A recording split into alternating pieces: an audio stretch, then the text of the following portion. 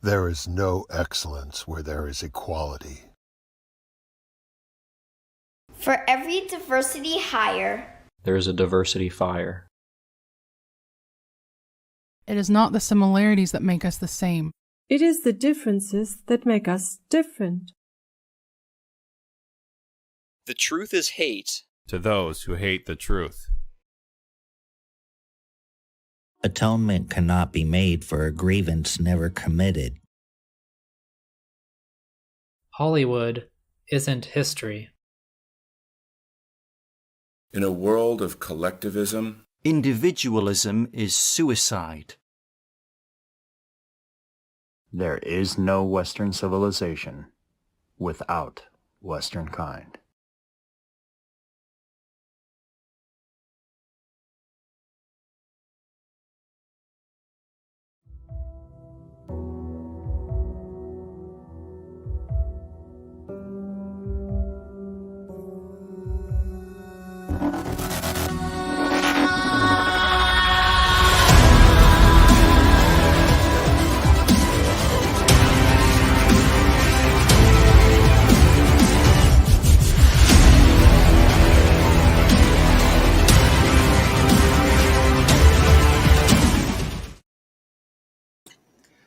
And we are rolling in, going free. Can everybody hear me okay? Is the audio okay? Is the visual okay? How's everybody doing? Just laid back. We're going to jump right into in just a moment. Let me take a look at the champs. We're going to jump right into this breaking down of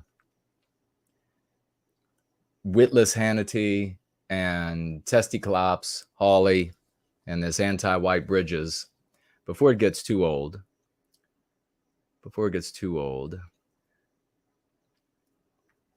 Who all is here? I see the sweet Ladybug is here.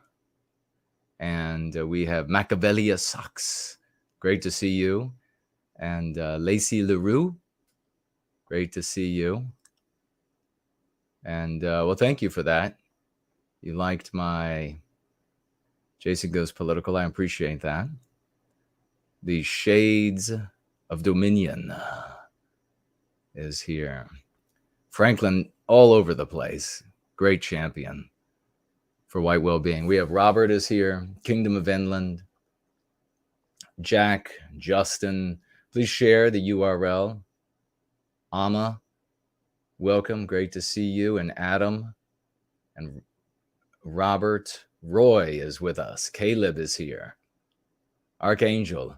Buongiorno. Buongiorno. And there's the great Fornall. Great to see you, brother. Why don't we go ahead and have some fun? El Ronder. 07s. What an absolute day this was. If you were watching earlier today, PWR, we were on PWR, and we had, let me do this. And we had Mark and Laura were there, of course, and we were talking about these leaflets for White Lives Matter and other slogans, No White Guilt, as well, that were distributed. I want to give a big thank you to every single person who heard me ask for this and who got out and posted leaflets to participate. And as a consequence of our efforts, Mark was so elated by it that he said, this is prior to the show, said absolutely next year. He said I want to open it up, and I want to have several approved slogans. And you heard during the show, No White Guilt, as well as one of the sort of approved slogans, or one of the, I guess, not just approved, but select from one of these slogans, please, and then disseminate these and invest even a little bit more time, because of all of the photos that they ended up receiving from all around the world of people who had gone out and participated. And a big kudos, a big plaudits and celebratory raucous emojis and 07s for everyone in this community who got out from sea to shining sea across the United States and elsewhere, like notably Germany, for example, who are practitioners of the Go Free method, and they decided to get out there and they wanted to post something to be a part of this project with PA. And what a difference! What the way it's really unfolding over there in the UK for those who are the real activists, those who really love Western kind, want to make a difference. I mean, you really see it's love coming to the surface, and there are so many people who are turning away, who are white negative, and so that's a good thing. Either we want them to become white positive, we want them to want to participate in love for our people and the defense of our people, and but if they won't, then we let them go, and we don't follow them like some of the other groups and try to ruin their reputations. We just say happy voyage, and we go do our own thing, and as a consequence, we're growing exactly like I predicted. Isn't that just an absolutely beautiful thing? It was remarkable. It is remarkable. I've never seen Mark so happy, and Laura so happy. It was a really splendid thing. A lot of good people, good vibes coming together. You get good vibes, you get good things, you get good outcomes, and that's the way it should be. That's the absolute way it should be. People with character, and that will attract more. That will attract more good people of character, honorable folks, and that's what's happening. That is indeed what's happening. Mark said he was so like shocked by how amazing this community is. He was saying, he was calling us the white well-being community. He was calling us the going free community. He was calling us the no white guilt community, because we don't have the old style organization, and that's on purpose. We have going free clubs, and I shared the info for the going free clubs in the live chat there, and I will do that moving forward as well over in the live chat. I share our content producers over there in the live chat. 3,000, some people watching live, many thousands more after the fact. I share our content creators there so we can spread the word of the work that we're doing. And he was so excited, and he said, "But what do I put? I want to have a name to put up there for everybody." And I said, "Well, really, I mean, the thing that's absolutely that highlights the activity, the action, and then what is the same, one of the things that's the same among all of us vis-a-vis the action, is that we're practitioners of the Go Free method." And he's like, "Come on, mate, I can't say that." He just wants he wants something like an organization name. So I said, Mark, I don't know. I was actually just rushing from where I'd been, just like every Wednesday, to get to where I have to be able to do the show with Mark. And so he said, "I'm going to put nowhiteguilt.org, so folks will know where to go when they see that your community had participated, our community." And that's really what I was trying to do, and I'm trying to do that now. I'm going to try to put together a slideshow to run. We will be getting to this review, which is not very long. It's just a brief interview, but it's going to be fun.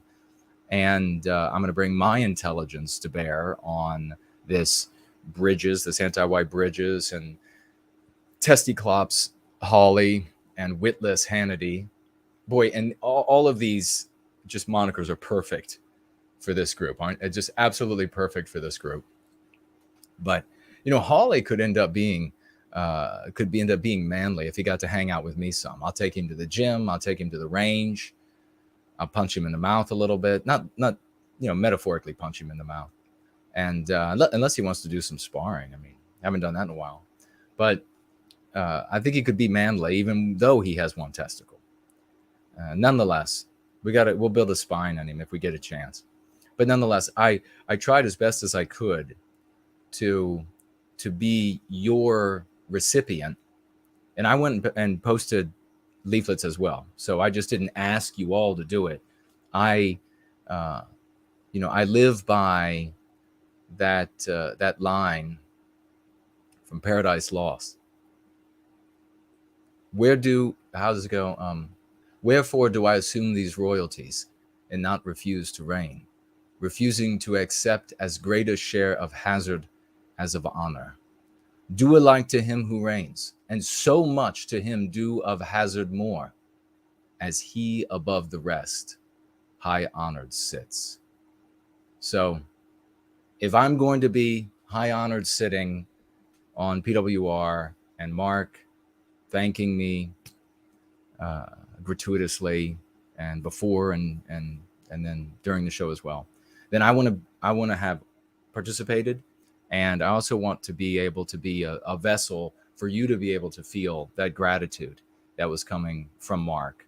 And so I pass it on the best of my ability. Thank you all so much, everyone who participated. And next year, since Mark now wants to open this up to like a handful of slogans, well, now that's something that we can really get behind here. And we can put nowhiteguilt.org on, and we'll see. I mean, he obviously he's very happy with the No White Guilt slogan, and something worked for him when it came to that, and in the feedback he received. And so perhaps maybe that, and maybe some others I can get him to adopt. But certainly, whether they're slogans that PA says we would like to see these slogans, we could do others. I mean, if we are directing people back to the good work that we're doing here, the process and the method of Go Free, which is very simple, very straightforward, then we can use the slogans that we feel like using and do this for this particular day, and really have some splendid and wonderful things to contribute that then are taking place worldwide. And that's a very exciting thing. Things like that have not been done. We had, if you recall, several years ago, a flyer distribution. Do you all remember this? And it was just organic. I did not plan it. We had a flyer distribution that took place in 7 countries and 6 states, all on the same weekend. Now, that had not been done, as far as I'm aware, for all one entity, if you could call the practice of Go Free an entity. The members of this community all took place organically one day or one weekend on planet Earth, and don't know of that happening anywhere else. And part of the problem is that when you have a rigid style, old style organization, it's harder to function outside of what are your limitations. You have your criteria for the organization and membership, and that then kind of locks you in. Whereas what we created here over a long time before even rolling it out and introducing it to folks is something that can take place in everybody's lives wherever they are. And yes, it's facing resistance, some of it expected, some of it not. You know, that's kind of heartbreaking that folks in the white sympathetic sphere that we talk about that are not really into the well-being of white people, white well-being, and more into their pet peeve, whatever it might be. But it is what it is. And yet this is the kind of growth, the sequoia doesn't grow overnight. The redwood doesn't grow overnight. The mountain range doesn't get pushed to the stratosphere and those icy realms where the gods live overnight. That kind of thing builds and builds. Like a mountain range, like a sequoia, like a redwood. Once it's there, it's truly something significant and redoubtable. So that is what we are becoming. So be delighted about that. And again, thank you to everybody who participated, true champions. And why don't we go ahead? Audio visual is excellent. Thank you, Robert. Why don't we go ahead and see what else? We have Caleb here. I'm going to be paying more attention to when you tag me during this review of this, and speak to whatever those things might be. Maybe you have opinions. Maybe you have a joke about Hawley or Hannity or what have you. And I'll try to read those. And also, of course, financial gifting, same things. Entropy, Odyssey, and D-Live. D-Live working? Let's see. Yes, D-Live is working. Hello to everybody over there. Just make sure this is working. Caleb says, late stream today, brother. Were you feeling some big Promethean energy burning inside you? Oh yeah, it's always burning inside me. But it's an especially exciting, happy day because of today was the day, in PWR where they were celebrating all of these pictures and videos that had come in. People had done some really remarkable work. Sam and his crew had done some really remarkable work. And so had a lot of you. I'm very pleased about that. El Ronder says, there was one really influential German having taken notes of PA's action this month. There might be a noticeable organization from Germany next year who will also participate. Well, we're looking forward to that. And I hope that they will, as all these groups did, participate in love for white well-being. Roy Danton says, my long, almost 20,000 feet long drive, 20,000 feet long drive, gave me time to watch some older Going Frees in replay. Well, that's great, man. I like to catch up on streams and podcasts during drives as well. Yeah, Fernal says, this is great to hear. Mark sounds like he's a bit more open to our approach. He definitely. Did you get to see PWR today? He definitely. I mean, I think that he's a reasonable person. And there aren't many reasonable people in the white sympathetic sphere, regrettably.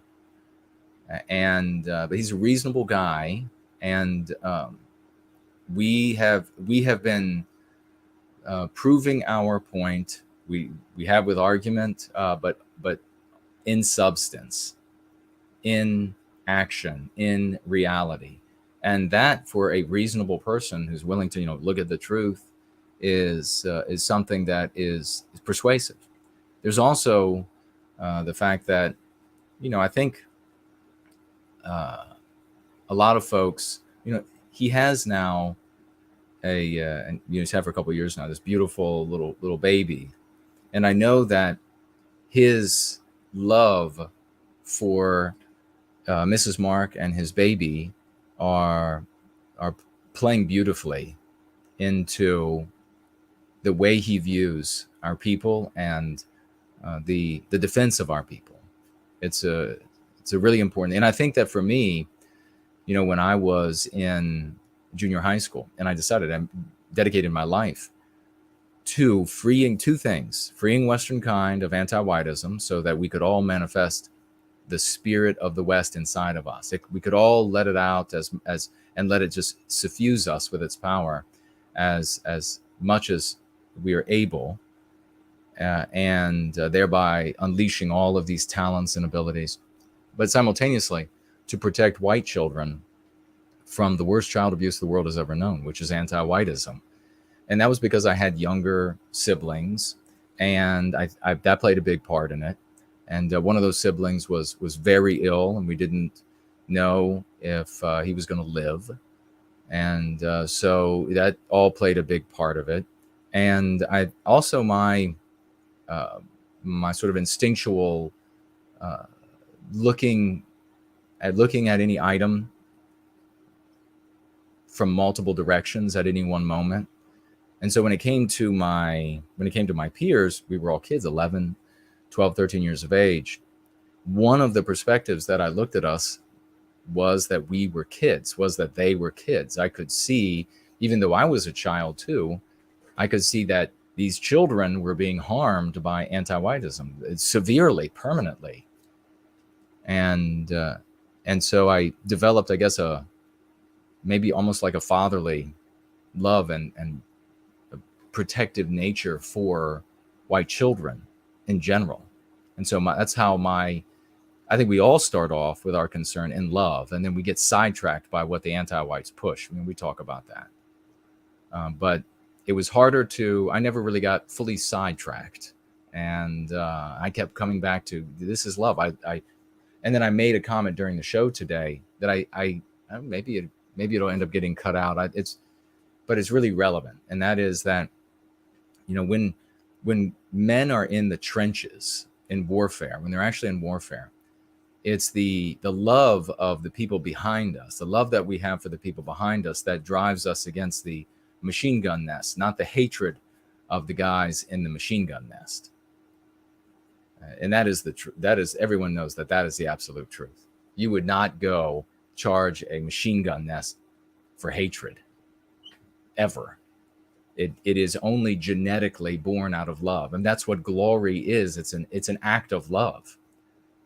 It is a proof, a demonstration, a physical demonstration of love in sacrifice, which we want always to be victorious. And there's too much romanticism by our poets and our people that, so-called, they research our history. Too much romanticism of death in sacrifice. Too much romanticism of death in a scenario where one can't win. Insurmountable odds. And there are ramifications of that I've argued about for many years, argued against. That you end up with people who just have an excuse to do nothing until the big day. And there are all these kind of slogans, like when the balloon goes up, and I'm sure a dozen or so, I could say that you heard some and you haven't heard others. And you probably know some I don't know. So it's this excuse from cowards to do nothing. But they're going to be brave one of these days. And meanwhile, I've known these people that have gotten senescent and died. And the bravery never came. Really pathetic. But then also this not only waiting for a big battle, but waiting for the battle in which they must lose. Because then that is somehow good. What a sickness. What a sickness. If you come across anybody talking about European fairy tales or lore, and they are, whatever it might be, and they're romanticizing battles where you lose in the end, and that's where you get the glory. That's bullshit. You need to cut them right off. Say, not listen to you anymore, buddy. We want to come home with our shields, not on them. That's how the victory. That's how it's done. That's how you achieve the ultimate glory. All right. Yeah. Mark was he said he didn't even have any Red Bull, and he was that excited. He was that energized. Has that ever happened? Has that ever happened? So remember, you have to tag me as No White Guilt, even though there are few champions. I think there are poems. I think there are poems and fairy tales and all about how, when good has to do battle with evil, which really this is what's happening today. It's a small number, relatively speaking, that are the heroes, are the knights that have to ride off. Because evil is only ever fought at the last moment, because cowardice gets in the way up until that point. Everybody's waiting for somebody else to do something, and you have all of this compliance, all of these people trying to appease evil all the time. It'll get better. Just 5 more minutes. It never gets better. And so finally, when evil has to be combated, the men and the women who are brave enough to step up to it, it's always a small few, round that campfire, bonfire, lit by that orange light, that prepare and head off into the darkness for that long, cold winter of doubt. And those are the ones that when they come back, they deserve the silver trumpets that blow for them. They deserve to be the kings and queens and the royalty of the people that they've saved. And the do-nothings and the laggards, the people who do nothing but make excuses, they deserve what they get. All right. Tag me as No White Guilt. You can financially gift. I will take a look I will read everything. But as of right now, I don't see any tags for me over here or over there.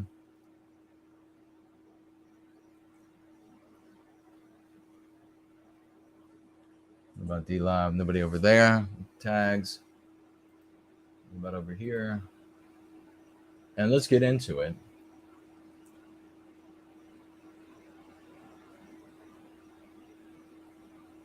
The music never came up, man, writes Pants. I don't know. I don't know what does that mean?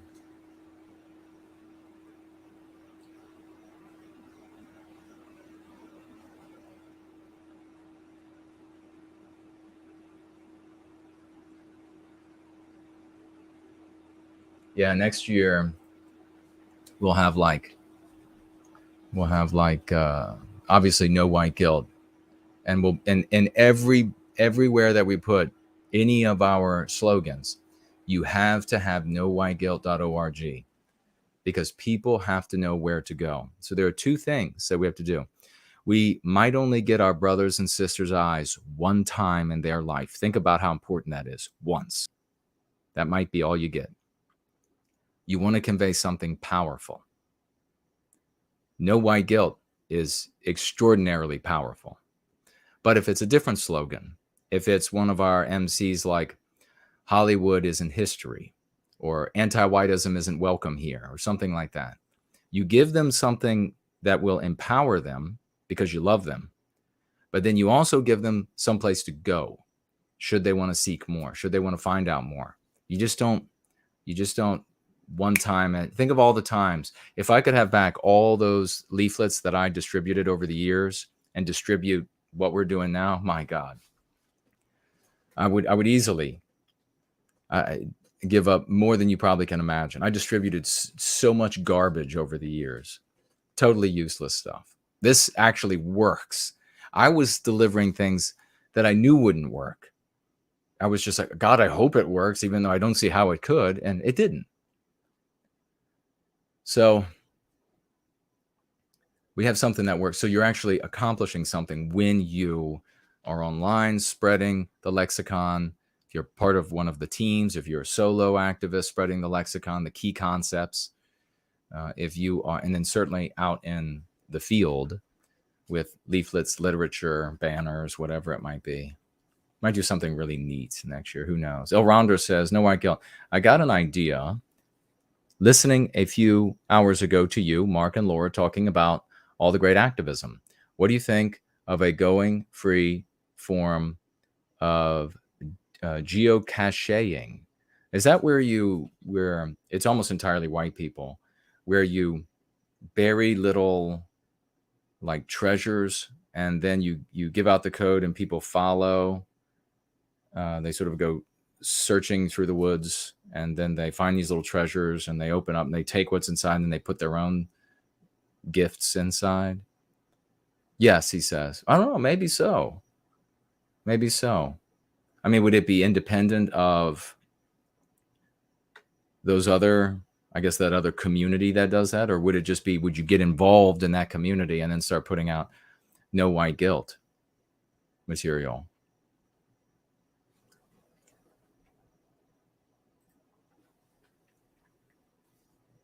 Let me know. Think about it. Could be fun.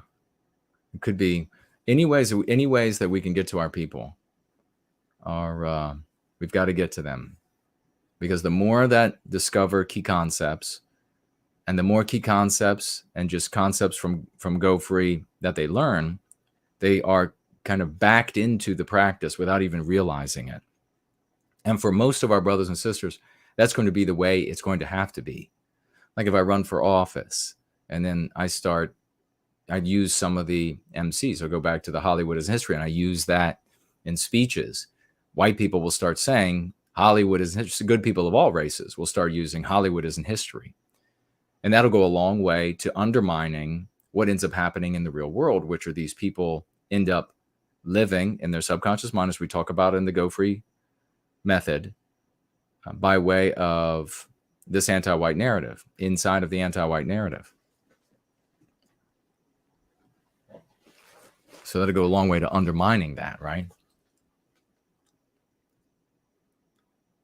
El Ronder says maybe with some sort of riddles to learn the key concepts of going free. Well, that sounds fun. That sounds fun. And everybody I knew that wanted to, that that told me they did that geocaching thing. Every single one was very white and very nerdy in the good way, not nerdy in the self-destructive way. So everybody was white. It was wonderful, really wonderful. Oh my God. Oh my God. Oh my God. Please let's get out some capital V's for victory, some 07s, salute, some raucous emojis. Because no white guild clips, as if this guy doesn't already do enough. As if this guy's such a mega champion for our people. What a man of the West this guy is. He's making clips all the time. He's distributing the clips. Please take every clip that he makes and promulgate it to everybody you know. Please do that. That's how we're changing things. And he gets out into the field, and he participated in this project with Patriotic Alternative, and he financially gifts. And he financially gifts when he's not even thinking about it, once a month as well. He just financially gifted. He writes with this. He writes with this financial gift. Thank Prometheus that you are on our side. Man, thank Prometheus that you are on our side, man. You are a true epic champion. He just financially gifted 200 Save the White Race from Anti-Whiteism dollars. $200. My God, brother, that is amazing. Well done. Well, what a champ. What an epic champion that guy is. Can you believe that? How many guys? You can't even really calculate. For our doers, our creators, our thinkers, our musicians, our poets, our activists out in the field distributing the material and actually changing things. And that's what made me so happy about PA today was, you see that there are efforts to change things, and it's driven by love, and it's actually accomplishing the goals. You didn't have goals getting accomplished in the white sympathetic sphere. I've been around 30 years. Anybody telling you otherwise is just lying. I mean, everything that was any small accomplishment was within an objective of satisfying a LARP. This is actually changing the world.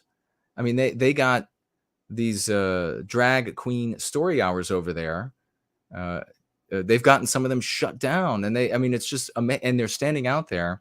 They didn't like cuss the kids coming in dressed as adult females and blowing kisses, little children doing things like, they didn't like cuss those people or their parents or anything.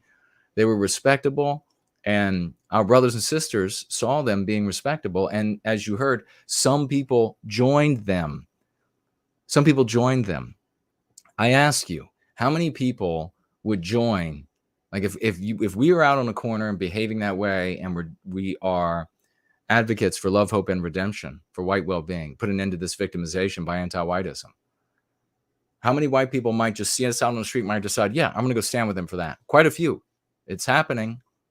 How many people would go join? I mean, it's like, should I even ask the question? How many people, the traditional white sympathetic rally, how many people from the white community are actually going to join, or actually step up and stand beside those people? God, what a champ this guy is. 200 save our babies, save our people, save our country dollars. And this wonderful thing that he just wrote, God, that touches my heart, man. Thank Prometheus that you're on our side. Yeah, and I'll say again, thank Prometheus, you're on our side. He's getting a statue. He's getting a statue. Are you going to get a statue? It's going to be a consequence of you deciding that you are the one. There are going to be many of the ones, and rest assured, the population is so big that that's going to be totally legitimate. There's going to be many of the ones, and the person who decides, the thing who decides, the entity who decides is you. And if you need a God to tell you that you're the one, you work on your mean pathogens. and you begin to cleanse yourself of these poisonous anti-white ideas that are inside of you, and you look within, and you will hear his voice. You don't have to look up to the clouds. You don't have to go into a religious building. You don't have to go to a religious site. You work on your mean pathogens, these ideas that make you think you're evil for what you are, and so many other things about us. And you begin to treat yourself for those things, and you will hear the voice. It's that simple. That's, if you need that voice, you need to be told that, you'll hear it, you'll feel it. Man, what a champ. My God. All right, let's get into it. $200 financial gift. That worked out with Mark and everybody so well. I was told people from around the world, just so you all know, much I can share, some I can't quite share publicly, but there were people from around the world who saw the activities of our group and had our community and written us off and said, that can't do anything. That can't accomplish anything. And they were stunned. They were like, holy crap, that go free method might have something to it. I mean, this is actually working. It's actually getting into the mouths of our people abroad, and also getting into the mouths of our victimizers, which is exactly where we need it, because it works on them the same way that their poison worked on us. All right, man, what a champ.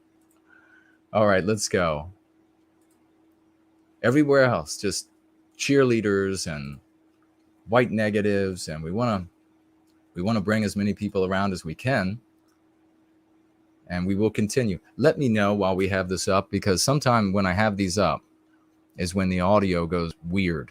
It starts doing like that, loses info, and I've spoken with the folks at the platform, and they just don't understand. But let's go ahead. It's been a lot of preliminary talk here, but it was worth it, because it's an exciting day, isn't it? We have to celebrate our victories. And if you have, a GFC that they meet in person, or you'd like to start a GFC, all the contact is below. Reach out to Mr. V, become a part of a GFC. Contact information is below, and for all the different leaders. And you can be a part of these victories. You can be a part of the success. And we look forward to seeing you be on the rostrum with all the applause and the lights. All right, let's look at this. Shades of Dominion says, I'm honored to present a Promethean tabletop RPG, The Shades of Dominion. It will be a hobby that will be safe for and by the Going Free community. So you're working on this, a tabletop role-playing game? How far are you along with it? Have you and I talked about it? That sounds fantastic, because I know that some others are. Nathaniel Nelson is working on a tabletop, I think, game as well, right? Are you working with him? Are you independent? Robert says, we're making Prometheus proud. We are indeed. Fernald says, Clips needs to be on the payroll already. I know he does. Can you imagine when we start to get the money that we deserve, that hiring these people that have proven themselves? You think about like the problems that Nick Fuentes has had, and others who end up with money and are able to hire people on and pay them a regular salary. And everybody he's hired has been a loser. Just about, I think, almost every single one. Not somebody who doesn't produce. We won't have that problem. We'll know who the producers are. We already know. We already know who the stars are. We are the people who give their time out of love, and give their money out of love, and give their intelligence out of love. Those people, how much more are they going to do? They're going to continue being awesome when they have a salary. So absolutely correct. All right. Frenola's right.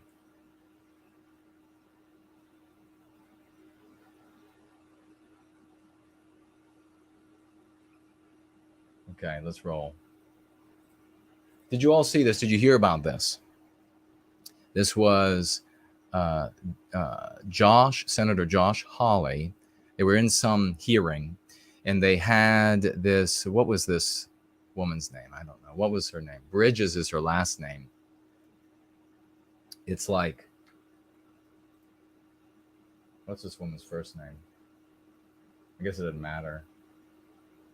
Khiara or something like this. I can't remember. It's something like Khiara.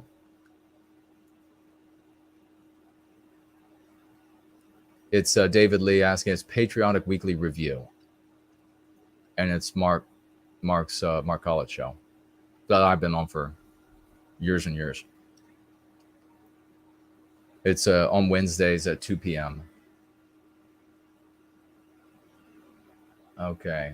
Unmapped Insights is here. Hello to you. Popcorn Power is here.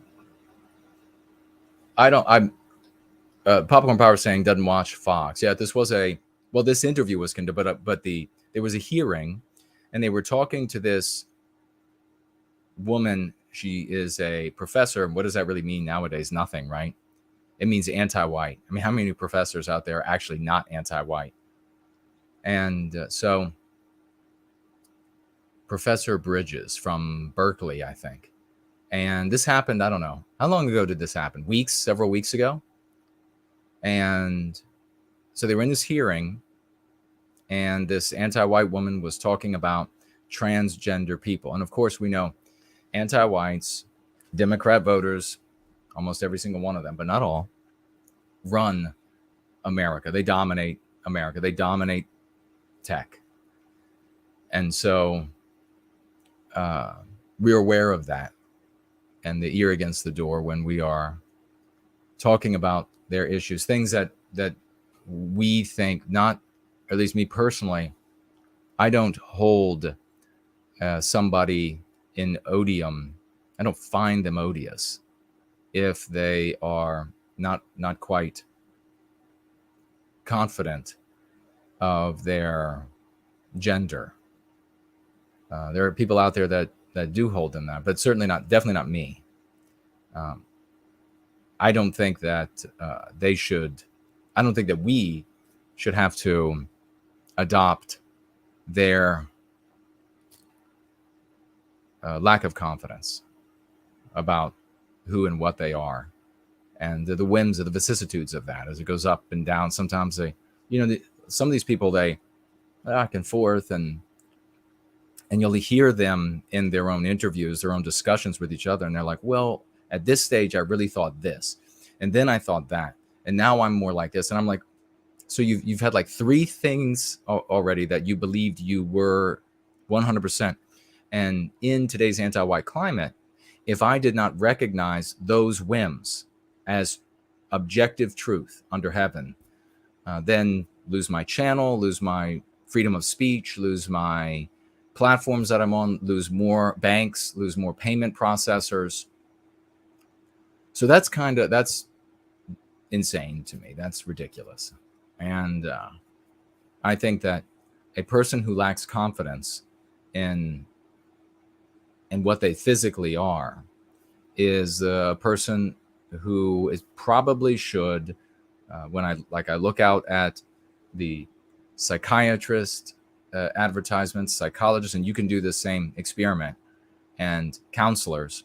I've done it several times over the years, and you see what communities they advertise their business to. So in other words, how do they make their Jaguar payments? These people are not poor.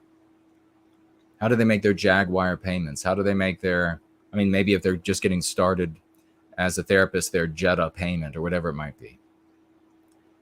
And it's not heterosexual white males in a traditional family, as though there are very many of those left at all. I mean, you have so many white males that are really just males. They're not men because they let their wives push them around. But these are not the people that these professionals market to, because they can't make their money off of them. These people are not, they know who and what they are and what they're doing in the world, and they have hard times, and they get through them to the best of their ability. But these other communities of folks, they have lots of personal challenges. And so they seek out these people. And so even though there's a much smaller number of them in the population, they're able to put psychiatrists, psychologists, and therapists into very handsome lifestyles. And I know not every single one, of course, but so I think these people, where they personally feel that they need help, they should reach out and get that help, and not be used by anti-whiteism, not adopt anti-whiteism, and then go out into the world and say, well, I want to dress up like whatever and talk about, and the whole thing is like it totally reeking of sexuality. And I want to go be around children. I don't think this is appropriate. It's not appropriate. Obviously, my first concern there is for the children, but it's not appropriate either for that person who is not quite confident, because you're not confident if you're changing your mind about what you are as an organism. If this is happening, you're changing, you're not confident. You need to talk with somebody about what's going on internally that makes you, and this is my opinion. And of course, CNN will probably say I'm wrong. You should check it out with them, see what they have to say. Maybe psychiatrists, psychologists, and therapists will tell you that I'm wrong. These people are exactly what they say they are. There's a lot of that information out there. You can go look for it. But this Bridges, I think from Berkeley, is she's there to talk to the Senate about who knows what. I think it has something to do with women's rights. But then this is where Hawley finds his, I can't quite remember the conversation. This was weeks ago, but I wanted to talk about it because I thought it was important. I thought there might be some opportunities to learn. So let's go ahead and get into it. And again, let me know with the volume for their volume and my volume. I'll try not to talk over them. I'll try to stop them, because I know many of you said like it was too jumbled with both voices going. I don't do that out of a lack of awareness of both voices going. I've only done that because I don't want to get a strike or something idiotic for reviewing something. Yes, you can say, well, you're just reviewing it. It's legitimate. C'est la vie. But you go ahead and send the message to YouTube, the anti-whites there, and see what they write back. During a Senate Judiciary Committee hearing, Senator Josh Hawley engaged in a very tense back and forth. Senate Judiciary hearing, so that's what it was. With a Berkeley law professor over her commentary over whether or not men can get pregnant. Who would have thought it? All right, so this is the first thing that strikes me is the Republican, the cuckold position. Now, this is not, I'm not talking about when I always, and please, if you're in the live chat today, you want to be a good steward of white well-being. When new folks show up and they say, they think I'm just attacking all conservatives or patriots or nationalists or whatever it might be, or all white sympathetics, whatever it might be, just politely tell them that that's not what he's doing. He's talking about the leaders, the misleaders. Jason's talking about the misleaders, the politicians that are no good. And the rank and file, I always feel strongly about. And they're the people we're trying to help. They're the people we're trying to redeem. Like we're like, the way I see it is we're like priests going, or preachers going to sinners or the wayward. And we can show them a better way. And they can investigate and adopt, or they can decide to do their own thing. That's up to them. So these are, you have Sean Hannity, and he's about as witless as they come. But, you know, I guess he's telegenic, even though his tie is crooked and it's tied terribly. And he is a midget wit. I mean, let's just be frank. He probably, I don't know if he knows that. He's a multi-millionaire, so he probably doesn't believe that about himself anymore. But he probably did at one point. He probably knew how much of a midget wit he was, or is. But this is their position, is to act like, whoa, Men can't get pregnant. Golly gee. Men just they have a penis. They can't get, well, these people are just weird. This is a really ignorant approach. This is not how you, and think about, this is the best that they have because these are the ideas that survive. Another reason why you don't go off into these dead-end alleys of thinking that the world is controlled by a handful of people and then they're coordinating some sort of a global control and takeover of what they don't control just yet, which is already everything, but they're still trying to take over. Because when you think that way, you end up in erroneous conclusions like, well, this argument is given to these people by those super intelligent folks. That's not how it works. All right. So these are the best that the Republican Party and cuckold leadership can provide, is this response of, well, it's just a silly thing. They think guys can get pregnant, and everyone knows that they're just ignoring the argument the anti-whites are actually making. The anti-whites are not making the argument that these people are magically, like there's a wand, or some like little, I don't know. What do you find? A genie, I guess, that the genie has popped out, or a leprechaun. A leprechaun has popped out. That is seriously, I think that probably goes through Hannity's head, actually. Like a leprechaun has jumped out of the pot of gold and has just touched them on the nose. And now these people went from male to female. And so now they have a uterus and a womb, and they can have, and what do you think of, look at his goofy expression here. This is what they've been doing for how many years now? Does that work? No, it loses. Take a look. Professor Bridges, you said several times, you've used a phrase, I want to make sure I understand what you mean by it. You've referred to people with a capacity for pregnancy. Would that be women? Okay, that's it right there. That's it, right? Look at how he did this. He's like, you've mentioned a phrase, people with a capacity to have children. Would that be women? Would they be women? I got to pull the mic up some, because when I do these, would that be women?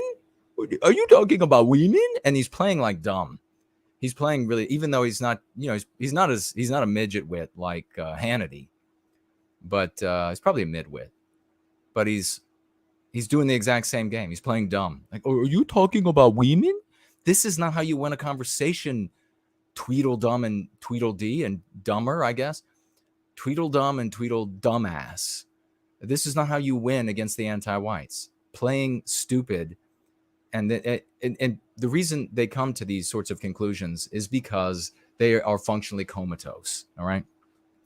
Testi-Clopes here is functionally comatose most of the time. I've seen him make a couple good statements, but most of the time he's functionally comatose, and therefore thinks that this is going to work, playing dumb. Meanwhile, while they play dumb about this and then just shake their heads and say, golly jeepers, and walk away, the anti-white power increases. None of the kids, none of the young adults who hear this approach can win with their peers with this approach. They can't win with their teachers with this approach. All right. We have to empower them in their lives. A multimillionaire on Fox News can play dumb and just shake his head and say, well, obviously men can't have babies. And so can this senator with all his wealth and power can walk away and play dumb, but everybody else can't. Many women, cis women, have the capacity for pregnancy. Many cis women do not have the capacity for pregnancy. Look at this thing. Oh, you know what I forgot to do? Damn.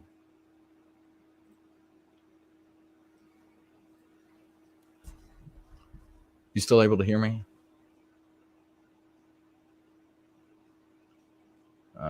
Let's see. She's got a few piercings in her face. Can you imagine your professor looking like that? I would want my professors to look like military generals.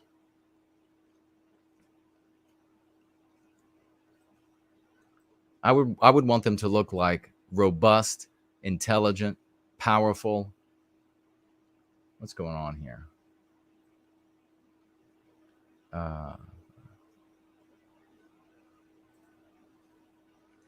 Professor Pinhead writes Buscape. Look at this thing. She's got rings all over her face.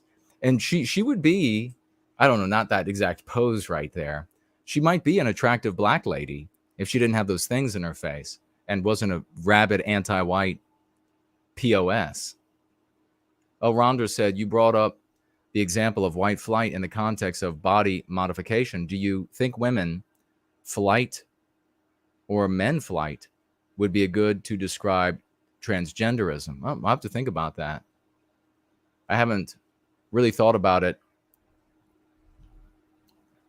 because the transgender issue is such a small element of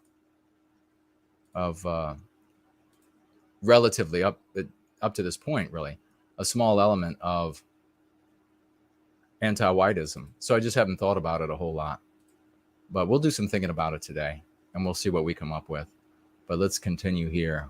There are also trans men who are capable of pregnancy, as well as non-binary people who are capable of pregnancy. Okay, so let's go back and get all of what you just said there. Cis women have the capacity for pregnancy. Many cis women do not have the capacity for pregnancy. There are also trans men who are capable of pregnancy, as well as non-binary people who are capable of pregnancy.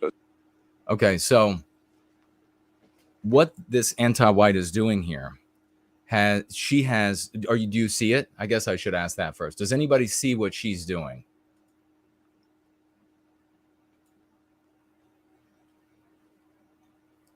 She has hijacked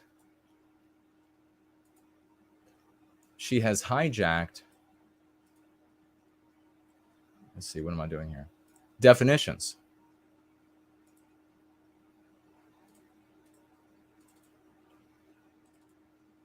What is a man? What is a woman? Sean Hannity, Witless Hannity, Midgetwit Hannity, and Testi-Clopes Hawley have allowed her to hijack what a man is, the definition of a man. And then their great retort is to say, well, golly gee, men can't have babies. They're just so silly over there. And that's this other idea that anti-whites are just something you chuckle at is a mean pathogen in and of itself. It's extraordinarily dangerous because they're not just goofy, silly like the jester in the court. That's not what anti-whites are. Anti-whites, they are more like the judge and executioner. They hold their hand on the lever of the guillotines. So you can't just walk away from them chuckling like they're just a silly jester. These are monsters that are destroying the lives of the white race. Every single member of Western kind. They are destroying Western civilization. That's not something to laugh at. Unless you are intentionally and intelligently, which is not what these two are doing here, satirizing them. But you're not doing that. You shouldn't be doing that to anti-whites. You should be doing that to people like Josh Hawley until he starts saying Western kind and Sean Hannity. So she has hijacked what it means, the definition of man, to mean anybody who can claim to be a man. Well, men, as far as I'm concerned, in our civilization, and I know the United States isn't ours anymore, but still for our people, white men decide what it means to be a man. No woman decides. No anti-white decides. We decide. And so they have capitulated at the most important point in this argument. And what she's doing here, this is obviously it's a fallacy in argumentation to change the definition of things in the argument. And this is something anti-whites have always done. And because they've been, it used to be, it's wearing off. The anti-whites at the top, devious. Now they're just getting dumb. But they used to be devious. Because of that, they knew to use rhetoric, to use sophistry, which has nothing to do with sophistication, has to do with lying and manipulation of language and winning arguments, even when you're not objectively right. So that's what they've done right there. She said, man is anybody that says they're a man, woman's anybody that says they're a woman. So this isn't really a women's rights issue. We can recognize that this impacts women while also recognizing that it impacts other groups. Those things are not mutually exclusive, Senator Hawley. Oh. Okay, so that's the typical condescension that anti-whites use, particularly academic anti-whites. So you got to be aware of this. They'll use this simpering condescension in an effort to bully you in the argument. Never let them do that. You just give that right back to them. You just give it right back. And most of the time, they'll crumble in the face of it. But you never stop. This is a battle of wills. We just had one on Twitter in a argument going back and forth. There was a guy, a white guy, or presented as a white guy from the UK who was arguing with some of our people. And by the way, kudos. I see these arguments. If I'm tagged, I see these arguments. So all of you who are in the trenches on Twitter and a little bit less on Gab, and who are engaged in these debates with anti-whites and engaging them the way one should when implementing the Go Free method. I see who you are, and I applaud you for your efforts. That's magnificent. I've seen so many champs, and I've seen over the years our folks get better and better, where they're just shutting people down left and right. And I see other people who are still learning. I see other people who decide to go into some other conversations where they're just going to lose. They want to start talking about World War II. It's just, don't ever follow an anti-white down one of those holes. They want to keep changing the subject. Remember that, to talk about something from the past that's either pure fiction, fictionalized, and always self-serving for the anti-white and anti-white agenda, to victimize people here and now and to distract you from anti-whiteism in the present, the victimization of Western kind and white erasure of Western countries. Do not let them do that. This woman did it, and the guy in that conversation on Twitter did it, where it was this condescension. Oh, while he's using concepts invented for anti-whites, totally without any self-awareness doing that, or maybe he's self-aware and he doesn't care because he is a devious POS. He then is saying, oh, you're just using this made-up language. There's nothing called anti-white. There's nothing called... You give it right back. I jumped in and I gave he wanted to be condescending. I jumped in after I watched the debate going back and forth for a while on Twitter. I jumped in and I gave him the condescension right back. And what happened? He disappeared. It was, I think, like maybe 2 back and forths with maybe 3 back and forths with me. And he disappeared because his condescension, he did come back later to get back into conversation with those other people that were allowing him to get his foot in the door with his anti-white rhetoric, where I would not allow it. And he knew that, so he lost. That's how you win. That's how you win. So she's being condescending here. And I think I remember Hawley has something he says about her teaching, which was good. Well, let's see. Oh, so your view is that the core of this right then is about what? So I want to recognize that your line of questioning is transphobic, and it opens up trans people to violence. Okay, what did I just talk about? What did I just told you about how the anti-white wants to change the conversation. This is some sort of hearing, I guess, on women's rights. And so Hawley's coming in playing dumb, which is always a bad strategy. It's always, I mean, especially when your community of cuckold leaders, Republican politicians, is known for being dumb. It's especially dumb to go in there and play dumb to try to make your point. But she immediately changes the conversation. She doesn't want to go down that line of thought, that line of questioning, because it doesn't work out good for her. So she wants to change the subject to, you are evil because you don't capitulate to me, because you don't kowtow to anti-whiteism. So So therefore you are evil. And she says something about how he's causing trans people, as she calls them, to kill themselves. So let's take a step back and listen. Is transphobic, and it opens up trans people to violence by not recognizing that. Wow, you're saying that I'm opening up people to violence by asking whether or not women are the folks who can have pregnancies? Okay, so that is Hawley losing the conversation. So she just changed the subject. You are getting people killed by asking these questions. And then instead of sticking with his line of questioning, he followed her down this road and he says, wow, playing dumb some more. Wow. So my questions will get people killed. And her answer will be yes, yes. And that's the powerful position, not his. He has opened the door completely to all of the power in this conversation, given it completely to her. So I want to note that 1 out of 5 transgender persons have attempted suicide. So I think it's important. All right, so that's a non sequitur. It's a fallacy. It has nothing to do with the conversation, nothing that he actually just said. He got himself into this mess because he followed her where she wanted to go.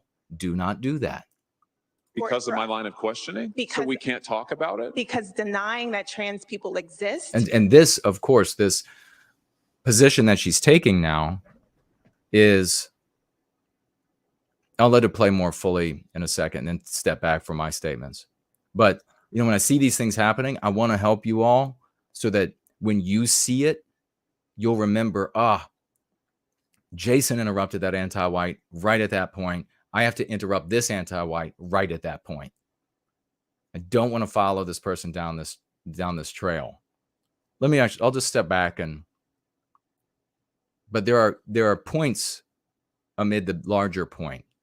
But what she's done is she's opened up with this non sequitur now a debate about whether or not Hawley and people like Hawley are causing people, transgender people specifically, as she would call them, to kill themselves. Is that where you want to be in this? Is that where Hawley wants to be in this conversation? Whether or not him questioning, and she's actually made and it's sophistry, pure and simple, with this straw man accusation that you are denying that these people exist. And of course, he hasn't said that, but now he has to defend himself on that, or he's going to at least. He went down this rabbit trail with her, which he shouldn't have. And so as a consequence, now he's going to end up defending himself and losing. And pretending not to know that they exist. I'm denying that trans people exist by asking you if you're talking about women having. Look at that. I mean, she's crushing him.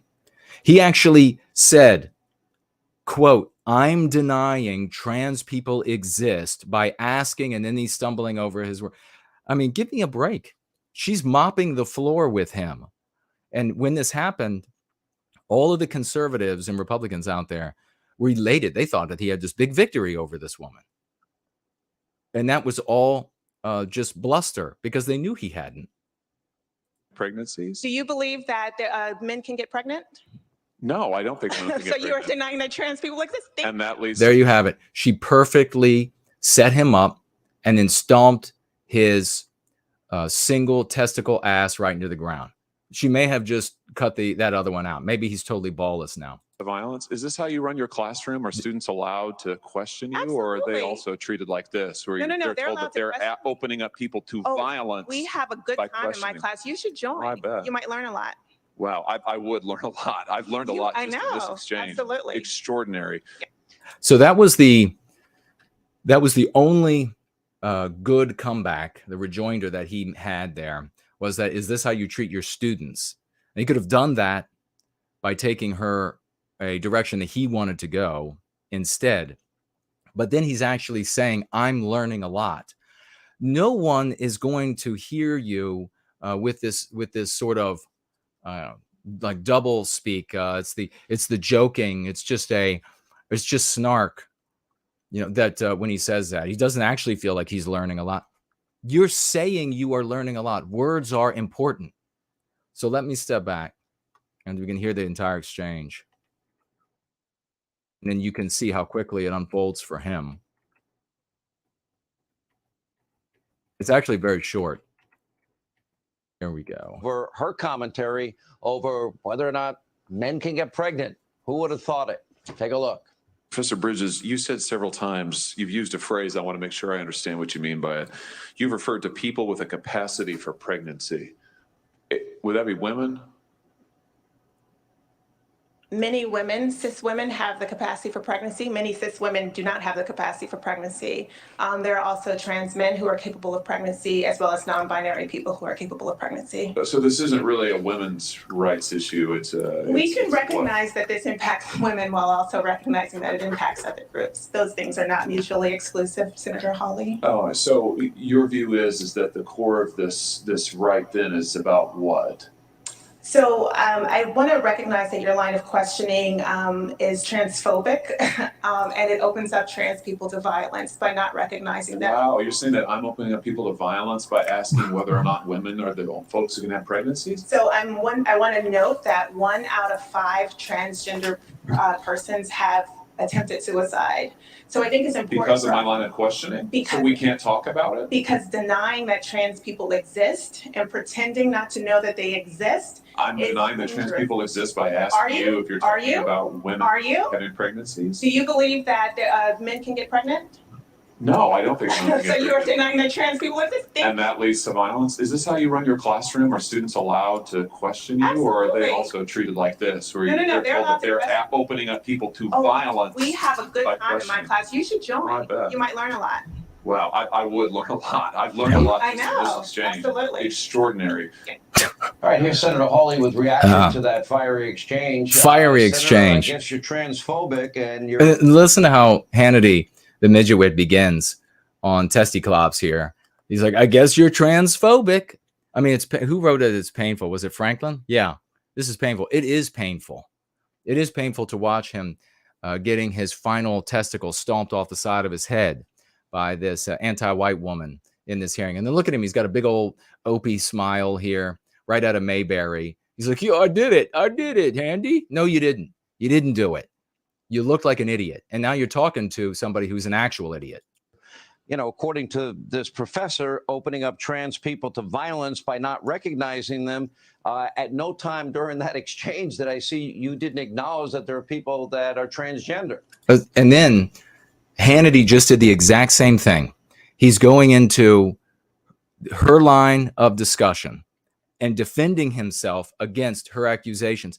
Folks, this is every Thanksgiving dinner. This is every conversation with your boyfriend or your girlfriend. This is from there all the way up to the political stage. This is how it takes place every single time. Our whole lives is the anti-whites set the table, to go back to reference to Thanksgiving. They set the table of what the conversation will be, and then they get you, in this case, these imbeciles, on their heels. And then they have them trying to deny accusations. They have them questioning whether or not they themselves are a horrible thing, questioning whether or not they are responsible for people, having the conversation about whether or not they're responsible for people committing suicide. This is in need of us. This is in need of us. You know, here is the modern Democrat Party today, Sean. It is that you have to say that men can get pregnant, and if you don't say it, then you are a bigot and you are responsible for violence. I mean, that is the party line. Let's not forget who invited this. Okay, thank you for just saying what we all know. And instead, tell people what can empower them. The modern Democrat Party are anti-whites. They use people. They use races of people. They use religions of people. They use people who think that they are a different gender than the sex they were born. And they say that there's a difference between gender and sex. And they use anything they can, any wedge they can, to attack the Western family, the white family, Western kind, to attack the white individual, our white babies, to attack Western civilization, to destroy what we have created for all good people of all immutable characteristics. That is the modern Democrat Party. Instead of what he just said, what's going to be helpful? Witness. She was there as a Democrat witness. You didn't see a single Democrat disagree with that. In fact, they're all over social media applauding her and saying, oh, that's exactly right. It's not exactly right. It's exactly crazy. Oh, and then here you go with the other aspect of it. As soon as I hear it, Porge is pulling his hair out because he wants me to play these things longer and let them make more of their point before I talk. And I'm trying to do that, brother. I'm working on it. But this is the other thing that they resort to with the stupid giggling, the playing dumb, is then they'll just use the word crazy over and over. It's crazy. It's crazy. It's crazy. And that has no effect whatsoever. Which is why voters are running screaming away from the Democrat Party. This is craziness. And I tell you, Sean, they are so out of touch with America. It's just, you can't even make this stuff up. All right. So and then I hate that phrase. If you use this, you can't make it up. Excise that, extirpate. I believe the root of that word means to pull up by the roots. Maybe somebody can look that up for me. Extirpate, pull up by the roots. Get that phrase out of your language. Never use it again. Find a garbage disposal, which I understand in Canada is called a garburator, and it sounds like a transformer, and feed it to that. Feed it to that. Never use it. It's what's called a phatic phrase. I'm doing a lot of teaching tonight. I'm sorry if it's boring. It's a phatic phrase. It means nothing. It means nothing. All that it does now is it signals that you're dumb and you have nothing to say. You can't make it up. Of course you can make it up.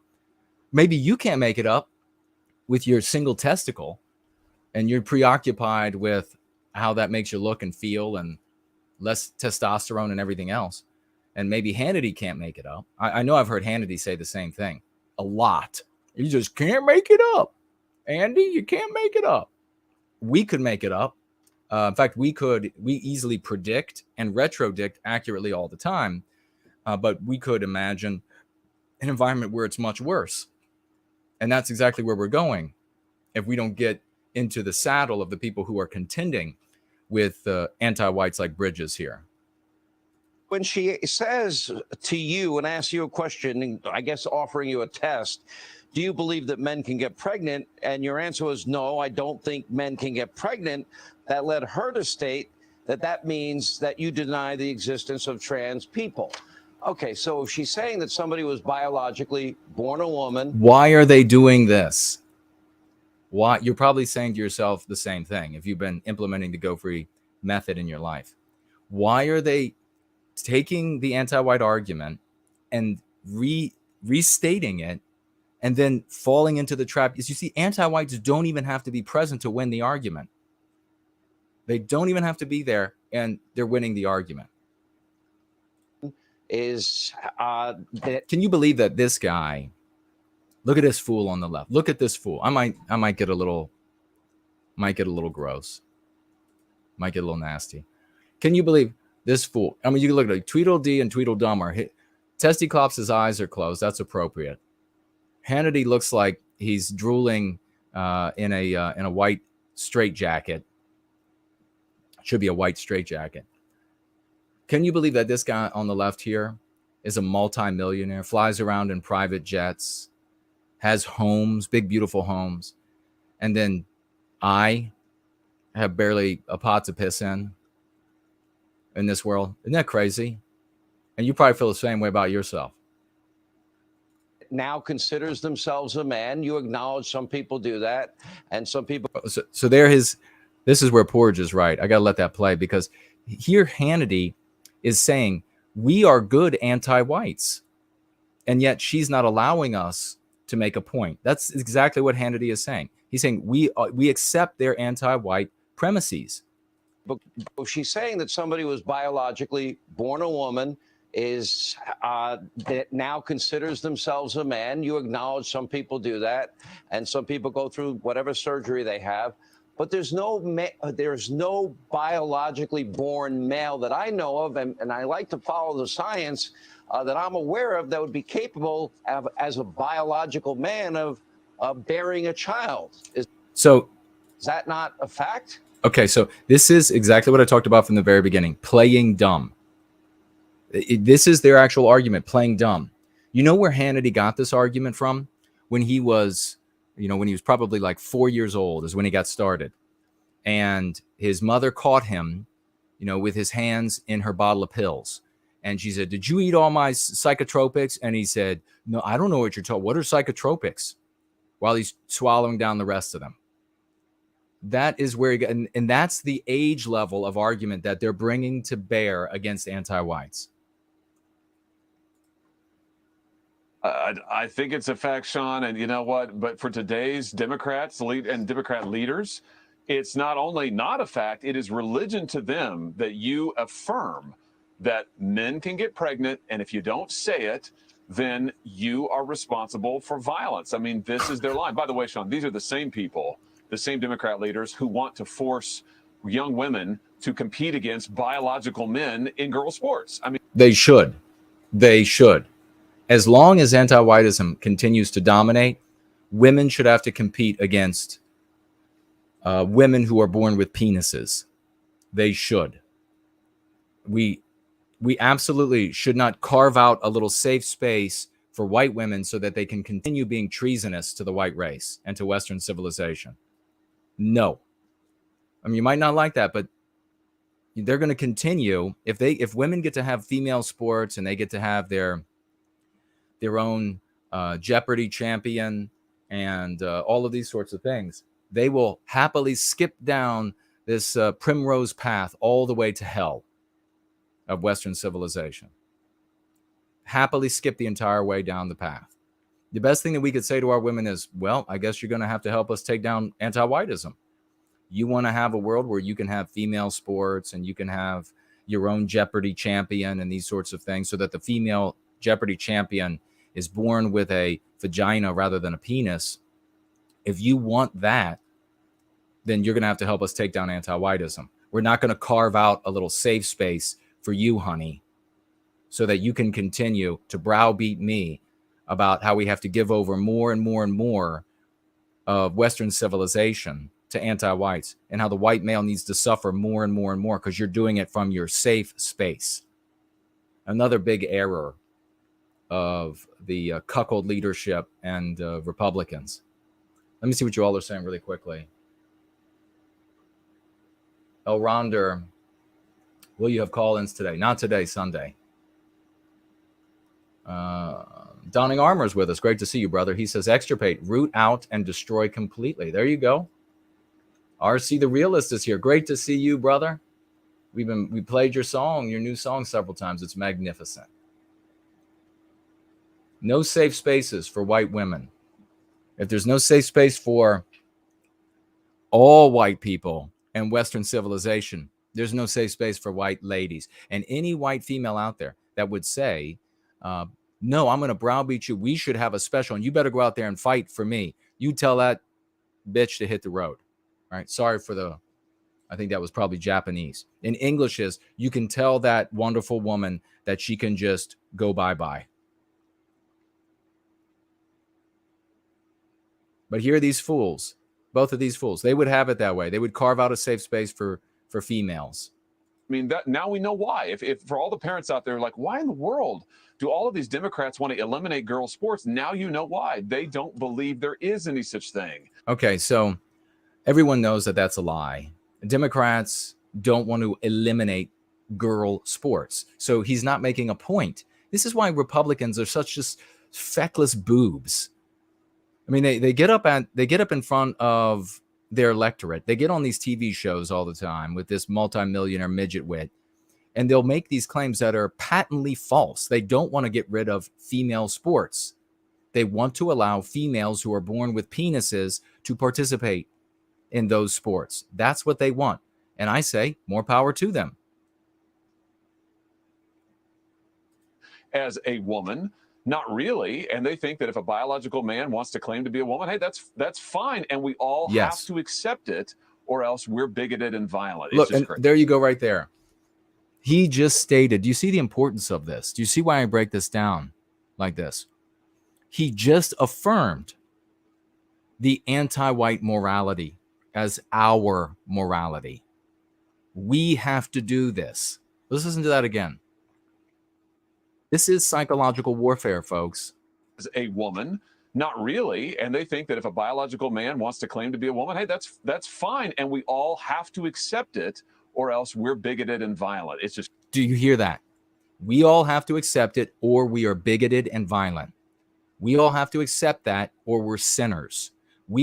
You cannot escape this. You're looking at an animal, and I don't mean just Hawley, because Lord knows he's not an animal in bed anymore. Or if he ever was, I'm sure he wasn't. This Opie here, but we are all animals. The human being is an animal, and you can believe, as I do, that we have something magical, something extra inside of us, a soul, whatever you would call it. But nonetheless, we are in the bodies of animals. You are looking at an animal that has been psychologically abused and is now, as a consequence, an engine of its own destruction.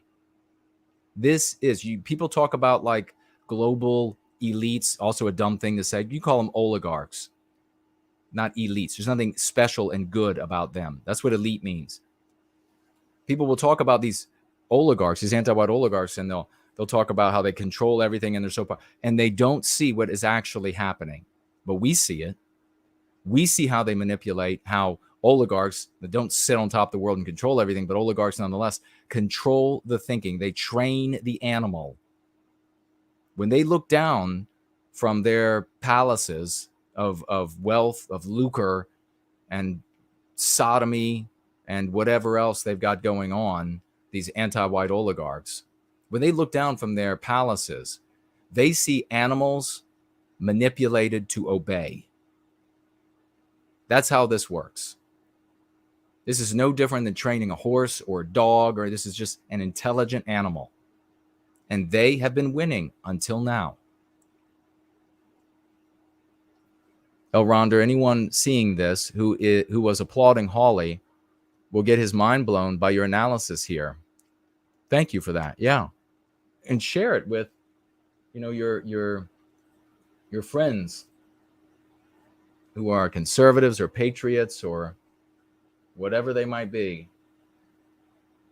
because they need to see the truth. They got all excited about that one little quip that he had, about, is this the way you treat your classroom? That was like fatting the lip of the person who knocked you out and broke your eye orbit in a fight. I mean, really? They're like, yay, he gave her a fat lip there. Oh, he's in the intensive care unit? Oh, well, but he still gave her a fat lip. Yay. Back to the sewing circle, gals. It's crazy. All right, so that gets... And then he said it's just crazy again. That's the retort. Oh, you're so good. How are these folks the resistance to anti-whiteism? It's into two big issues. Number one, age appropriateness in terms of what we teach our kids. This is an issue now that has come up pretty much all across the country. Crazy. All right, so this gets into two big issues. Number one, age appropriateness in terms of what we teach our kids. This is an issue now that has come up pretty much all across the country, and that is, okay, we have to teach first graders, second graders, third graders about gender identity. I don't think that's particularly age appropriate. Oh my God. That is arrestingly stupid. I mean, that is, I got chills at the level of stupidity. I have chills at the level of stupidity. Seriously.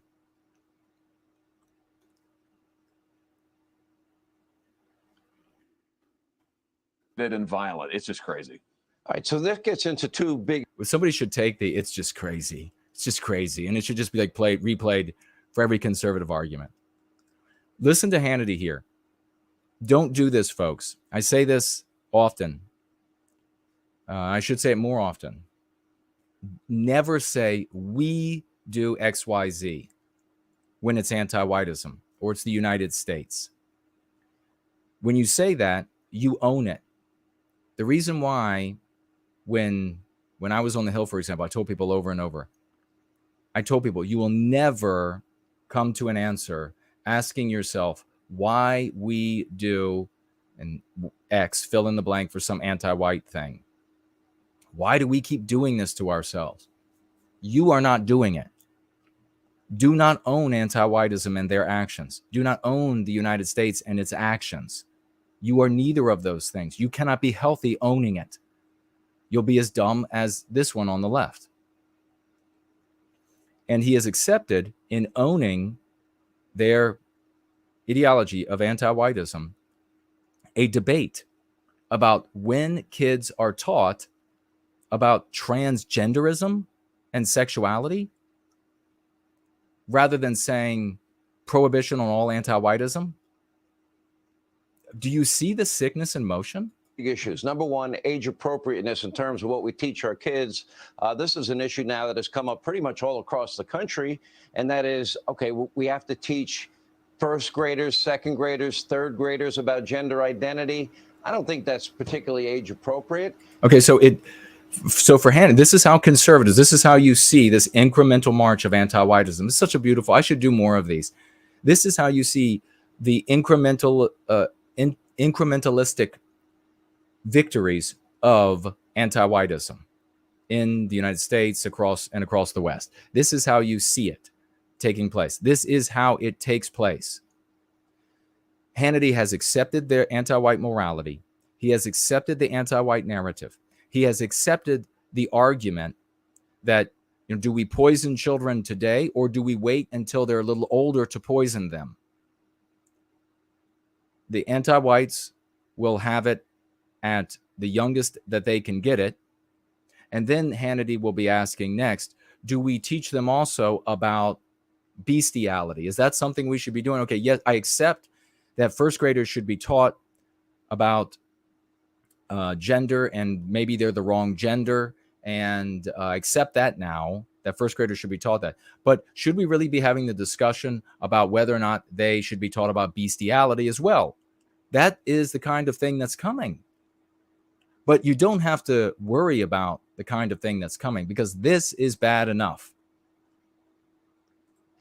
And the idea that you can be born biologically a man and then identify as a woman and be transgendered and then compete in female sports, as Caitlyn Jenner has said on this program. Okay, that's another fallacy. And I'm sorry, Porge, I can hear you in my head. There's another fallacy. It is the belief, and this is one of the preeminent identifiers of a conservative or Republican, and it's because, even the rank and file, and it's because of anti-whiteism, and we should talk about it more. A consequence of being victimized by anti-whiteism as a white person is that you are evil. Your hurts, your pain, your joy, your life, whether your success or failure, it all is meaningless. You have no meaning. You have no value. Your pain doesn't matter. You then observe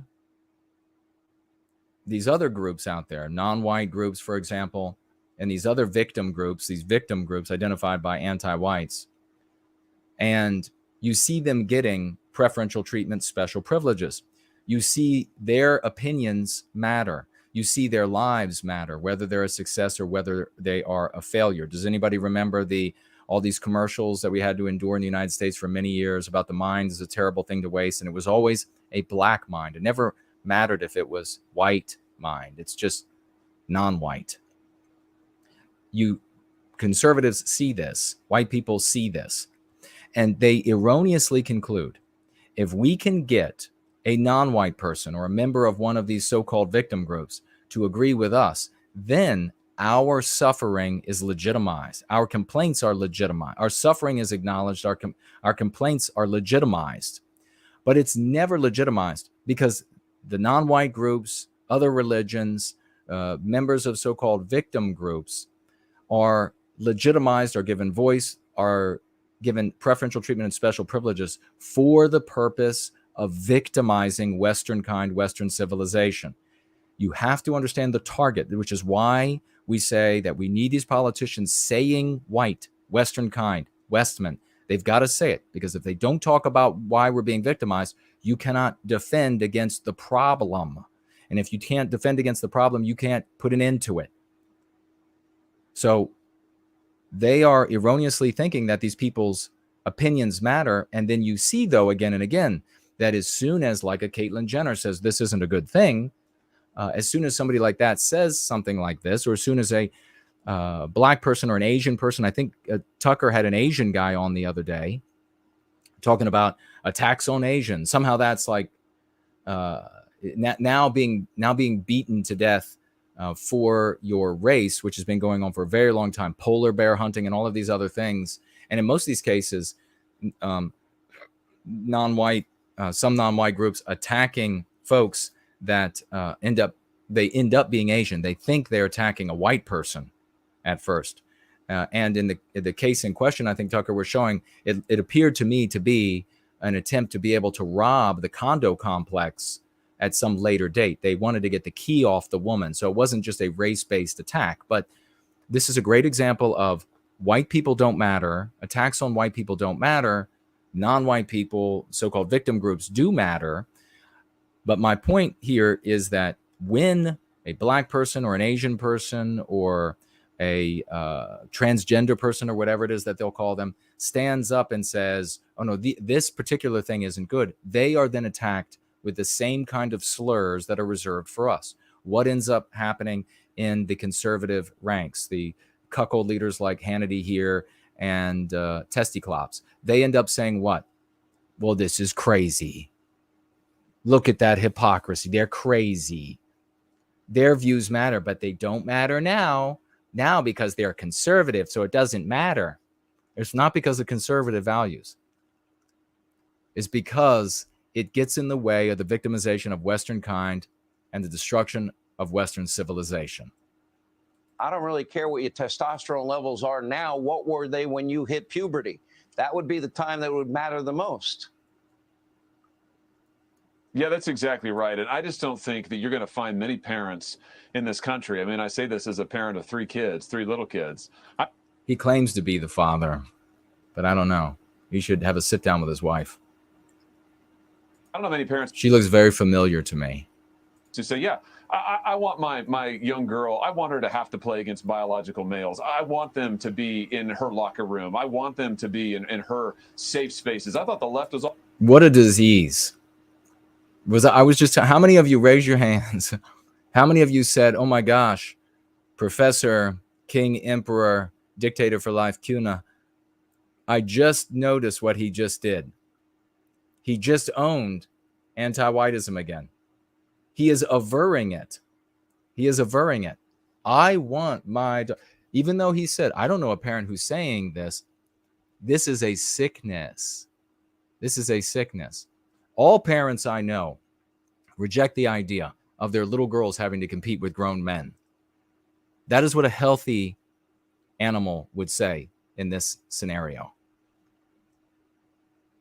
It's all about safe spaces, but not for women, not anymore. Okay, and then there it goes right there. The hypocrisy. Look at the hypocrisy. Not in play against biological males. I want them to be in her locker room. I want them to be in her safe spaces. I thought the left was all about safe spaces, but not for women, not anymore. Oh boy, you got him. You got him there, Hawley. You really got them. They like safe spaces, but in this case, no. You caught them there. You really held them to their own standards. What a joke. Could you imagine being kidnapped?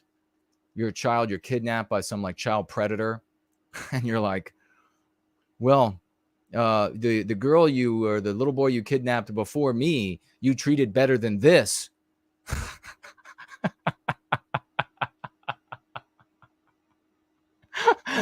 I mean, good God. Not for young women. It's a crazy agenda. Oh, and then it's not for young women. We stand up for women over here. The Democrats they love anti-white women. Nobody is going to fall for this lie, Hawley, that they don't like women. Sean, like nobody supports this agenda. I mean, what, 2% of the population, maybe? It's craziness. Oh, and once again, it's craziness. I'm glad he has such a varied vocabulary.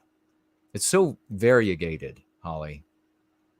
Hear Democrats say this stuff, and insist that we all affirm it. It's not just that it's What he's going to do, he's going to hear this review that I'm giving of him, and he's not going to be able to come up with another word. He'll just say it differently. He'll be like, it's crazy. their opinion. I mean, sure, you can have whatever opinion you want, but to insist that we have to agree that women should play men's sports, we have to agree that men can get pregnant. Look, he's saying it again. He is owning. I know some of you out there right now, like Fernald, if you're still watching, Franklin, I know that you're seeing him do this and you're just like, mine just, right? You see it. You're like, holy shit, that is a sick animal right there. He's doing it all over again. Of course, the age would have to bring forth somebody like me. Pregnant, or else we are predators. I mean, we have, but to insist that we have to agree that women should play men's sports, we have to agree that men can get pregnant, or else we are predators. I mean, that's just. He is reciting the catechisms of anti-whiteism. That's the defense. Think about that. For everyone else, defense against anti-whiteism for everyone else is to repeat their catechisms. Up. That's what it is. Fernald is here. Yeah. Good to see you, brother. I mean, can you believe that? What a great defense. I'll just repeat their catechisms, all of their precepts. And then at the end of it, I'll add, it's crazy. It's insane. He mixed it up. I'm sorry. It's insane. This is now you're getting into a really important part of all of this. Either you agree with everything the professor is saying, or you're transphobic. 1, 2, you're putting people's lives at risk. That would cause threats to their lives. Or 3, that would cause them to have a risk of suicide. That is patently unfair if you are asking an honest question about how do you define. Oh, he's appealing to fairness. Because anti-whites have always been known throughout all time. I'm sure you've taken a look at the oldest of texts, many of them written on sheep's bladders. And you have dug them up from ancient quarries. And you have seen that all anti-whites, they are most known for their deep loyalty to and self-sacrifice to fairness in all cases. Yes, I think this is a very wise attack. Midget wit. Define a man, how do you define a woman? And is it your contention that biologically born men can have children?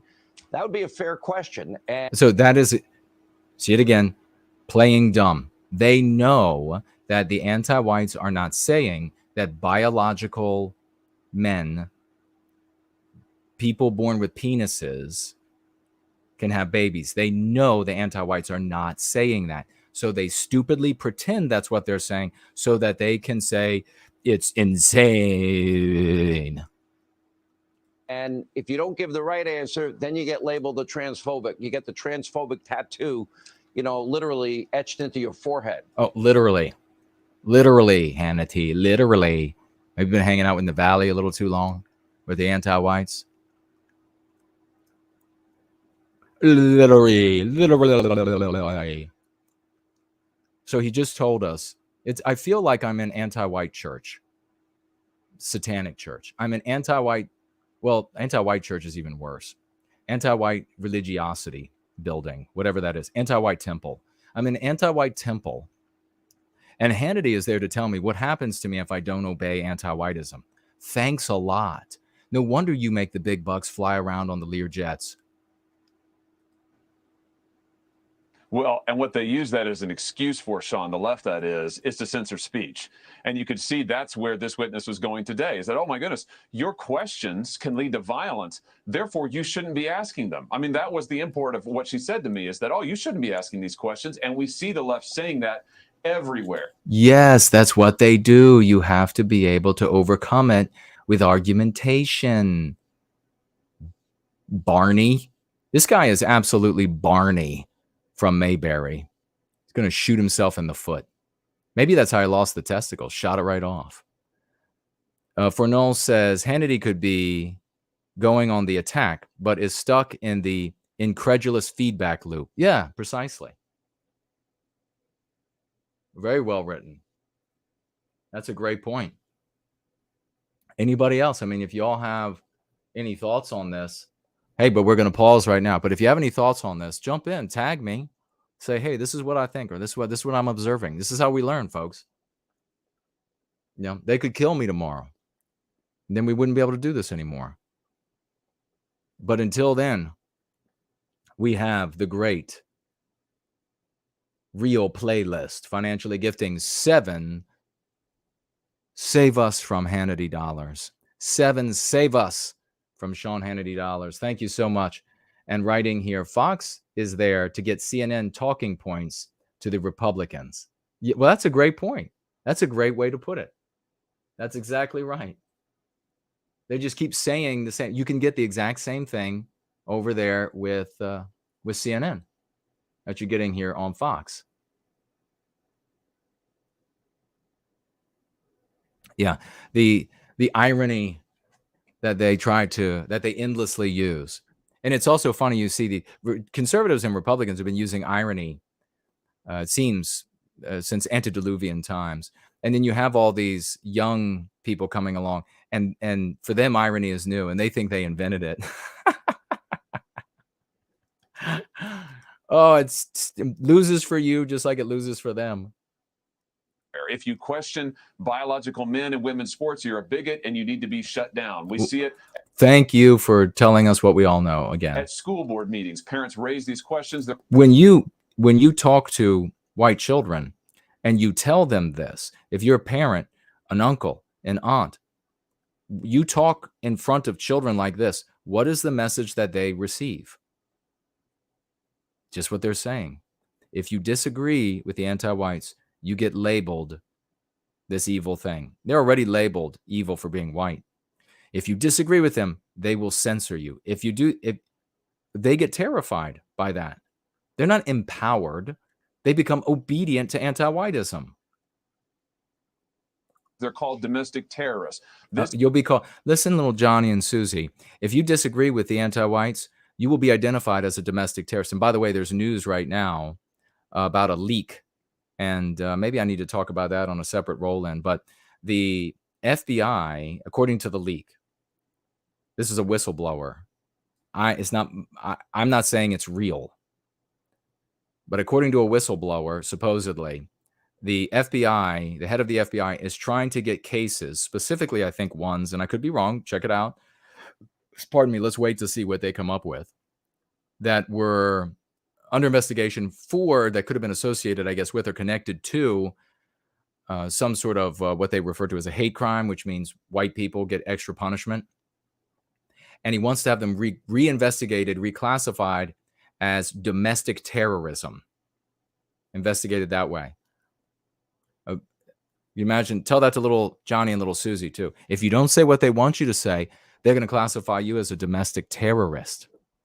I wonder what their response might be. That's like little Johnny and Susie. If you don't do what these evil people over here want you to do, if you don't say and think the things that these evil people over here, or they won't even say evil probably, want you to think, well, monsters are going to eat you. What outcome will there be from them? This is the left's tactic. You agree with them, or else they will shut you down, censor your speech, and tell you you have no rights. That's what we should do to them. That is what we should do to them. And again, this is why voters are saying it's crazy. Oh, wait. Hannity has a solution. All right. Instead of indoctrinating kids, a captive audience in a classroom, why don't we let these other creatures that are called parents, moms and dads, why don't... I thought he was going to go I thought he was going to refer to people who are have no confidence about what gender or sex they are, I guess, as creatures. No, of course, he's referring to parents.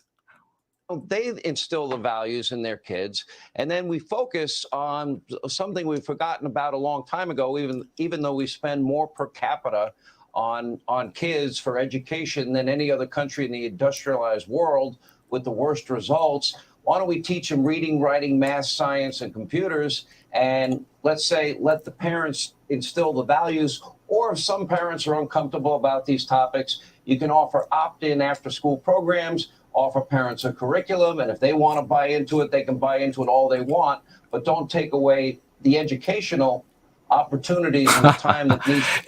If we should, first of all, I got to say, he's like requesting, why don't we do this? Why don't we, instead of declaring as a champion of a righteous position, what should be done? He's like pacifistically asking for a handout. Why don't we let parents teach their children about, why don't we let, and then if you thought that wasn't pacifistic and bad enough, please, may I have another beating? If you thought that wasn't bad enough, he then says, we can offer programs to people who want to teach their children at the first grade level. Are you nuts? This is how the cuckold leadership dies. This is how they lose again and again. There has to be zero tolerance for anti-whiteism. Zero. Sexualization, talking about sex, talking to kids about all this kind of stuff, anti-white, destroying their lives. Zero. This is our position. It's our position. It's an opinion. Might be right, might be wrong. It's our opinion. Zero tolerance for it. It's to be focused on the main subjects. How's that? That's a fair compromise, no? It's a fair compromise. We can teach all the little white kiddies hate themselves and to not be sure about what sex they are. Maybe they're going to switch back and forth, and maybe you can teach them about bestiality and being attracted to their own sex and the other sex and a fire hydrant. You can teach them all that as long as you teach them math. No? I hate when people do that too. It's very annoying to me. No? I always respond with no, even if I agree. I would say that sounds pretty good. I mean, what a concept to actually teach kids lessons and information, knowledge they can use. Think about this, though, Sean. This Democrat witness today, she's a professor, I think, at Berkeley. So her students are paying, I don't know, $60,000, $70,000 a year to be taught this craziness. Go figure. Oh, my God, the craziness. How many times did he say craziness this interview? He's a bright one. The force is strong within him. Hannity saying, well, as long as you teach them math, you can go ahead and teach them to hate themselves and to have sex with Fido, whatever else. As long as you teach them math, that's a fair compromise. No, dumbass.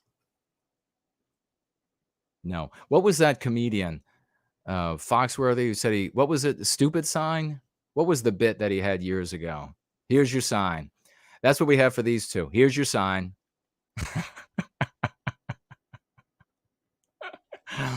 He tried to make it seem like it was, he got money. He made money off of playing off of the anti-white stereotype that Southerners are stupid, when in reality, it's the conservative leadership and Republican leadership.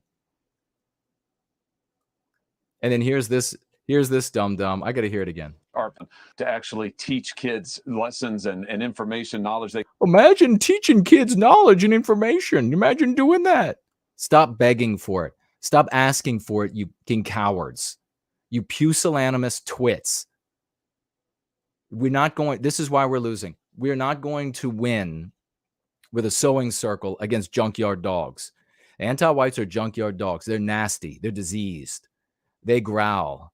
They have saliva dripping out of their mouths. They've got mange. They've got rabies. That is what, metaphorically, an anti-white is. And here you have the sewing circle going up, like overly dainty chihuahuas against these beasts. That ain't going to cut it. You need Rottweilers. You need hardcore, giant male Rottweilers that have gone through the Schutzhund training and can take the throat out of, metaphorically, out of a junkyard dog. They can use. Think about this, though, Sean. This Democrat witness today, she's a professor, I think, at Berkeley. So her students are paying, I don't know, $60,000, $70,000 a year to be taught this craziness. Go figure. Well, you pay a lot you get quality education everywhere. Senator, great exchange. Fast. Well, what a point. So that's another thing conservative leadership Republicans will do is they'll say, can you believe, golly gee, they'll pay for this. Yeah, they can pay for it. You know who's paying for it? Us, dumbass. The rates at university have gone through the roof because of this college-backed every dum-dum to a university that you Republicans allowed. And then Hannity said, you get quality education everywhere. Irony. I guess Hannity is the ultimate original irony bro. He's an OG. He is the OG of irony bros. So all of these Zoomers, all of these little ones out there that are still working on growing some pubes, even though they might be in their 20s, they can look up to Hannity as the OG of their irony lifestyle. What a couple of losers. All right, let's see what you all have to say. You know, I've got some more thoughts I want to share on this before we're out of here. I know we've hung out for a long time, but it's all right. Let's see. RC the Realist says, that's crazy. And let's see, for no, Hannity could be going on the attack, but it's stuck in an incredulous feedback. Yeah, okay, I got that earlier. No White Guilt Clips says the interview is crazy. It is crazy. It's craziness. It's insane.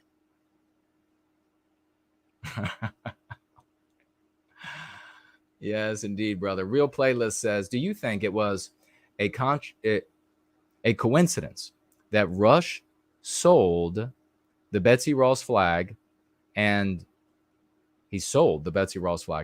Nike pulled theirs before selling any? I don't know what I don't recall this. So I'm guessing you mean Rush Limbaugh sold a Betsy Ross flag. I don't know. You'll have to clarify for me, and I'll speak to it though. Aim Brielle says, hey Jason, great to see you, young lady. All right, we have here El Buscador over on Cash App, financially gifting $2. Thank you so much, good sir. And he writes, all hail King Köhne, Western Kind United. Thanks, man. I appreciate it.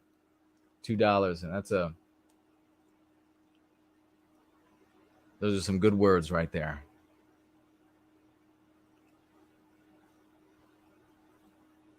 All right. Well, this all started with, okay, blank on entropy. Let me make sure we're blank over here. Yep. All right. This all started with a hijacking of language, didn't it? And this is what the anti-whites do. They change definitions. They create new concepts. They construct these things. Talking about Rush Limbaugh, many years ago, I was sitting in traffic, and I had him on the radio. And he was talking about the meme pathogen homophobic. And, of course, this is a meme pathogen. If you are not familiar with the Go Free method, I invite you to please become very familiar with it so that you'll understand what a meme pathogen is and the intent of it. He said, yes, he called them, what did he call? I guess he probably called them leftists or whatever. This is a construct of theirs, but we have to use it. So think about that. This guy had hundreds of millions of dollars. He had a death sentence with the cancer, and he never developed an ounce of bravery. With hundreds of millions of dollars to die with his death sentence, bequeathing to his family to protect themselves, FU money forever and evermore, he still never developed an ounce of courage. He could have and should have told the world, this is anti-white as all hell. He can see it. He knew it. But it's the conservative or the cuckold mindset. Maybe the conservative rank and file heroes, the leadership scum. So the anti-whites, they hijack the language. And in this case, they're hijacking the words male and man and female and woman. And that should never be ceded to them. You should never allow them to take those words and then say anybody who claims that they are a man, or or is a man. Anybody who claims that they're a woman is a woman. This is my advice for the conservatives. Something else should be used in response. Let the anti-whites talk with the language that they want to talk, and you, as we do here in Service to White Wellbeing, are immovable in the use of the concepts that are going to benefit us. They use concepts that benefit them. We'll use concepts that benefit us. They need to get to us. We don't need to get to them. They need to get to us because they have to convince us to lower our guard. That means that they have to speak in a language that we understand. Does the brilliance of this unfold for you? If we spoke a completely different language, if we spoke Martian, and the anti-whites needed us to lower our guard because they couldn't defeat us. We have phasers and invisible shields. So they need us to lower our guard so that they can victimize us. And they need us to feel good about our own victimization. Wouldn't they have to learn our language? Wouldn't they have to talk to us with the words that we speak? They couldn't wait for us to speak in their language. They would have to come to where we are. If we have a language that when they use it poisons them, if we have a language that they have to use to be able to speak to us, and it poisons them and it empowers us, that is game set. It's over for the anti-whites. That's how it works. So maybe we could talk about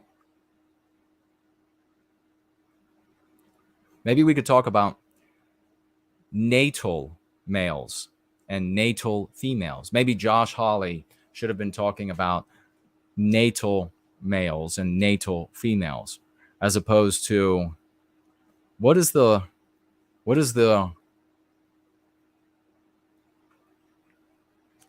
I think it's imaginary.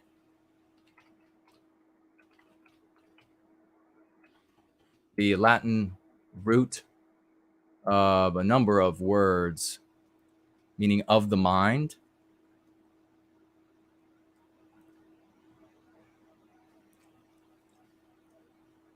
Let's see.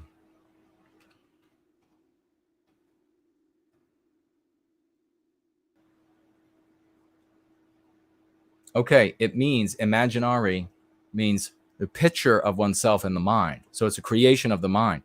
So then you could talk about natal males versus imaginary males. And you give that to the anti-white staff to talk about. He could say, so the only females that can give birth then are natal females. Is that what you're saying, Professor? That's the only thing. That's the only group that can give birth, or natal females, even if a natal female grows up to be an imaginary male. Isn't that a picture of oneself in their mind? An anti-white, that's what they say a transgender is. It's they see themselves, they believe themselves firmly to be the other sex, or neither sex, or both sexes, right? So it's of the mind. So imaginary, an imaginary female, an imaginary male. Then you have a very clear distinction, what you're talking about. Natal male, natal female, imaginary male, imaginary female. And then they won't be able to say that, at least to be able to communicate with you, that some males can have babies. Oh, so imaginary males can have babies.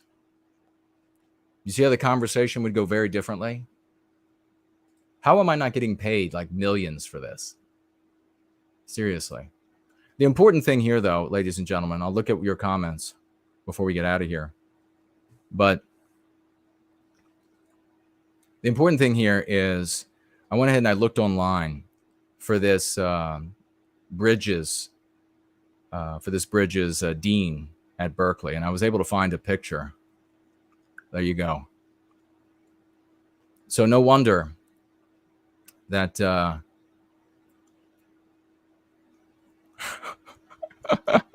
she was of the mind frame. She's got to work her way up in her piercings. I think she only has 2, maybe 3 in her face. When you get to be dean, this is what you get to look like. I'll see what you all are saying.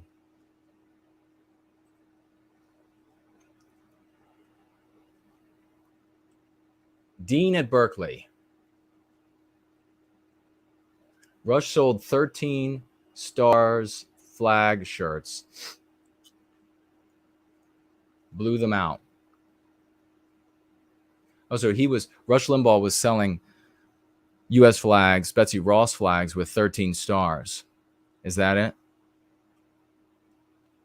And what's your question about that, since he was selling that?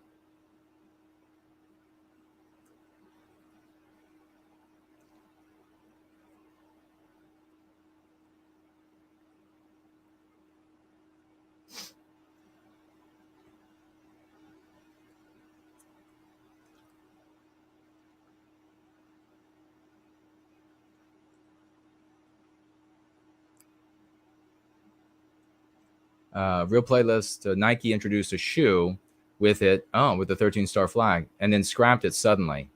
Okay, right. Well, because obviously that was heretical in the modern day.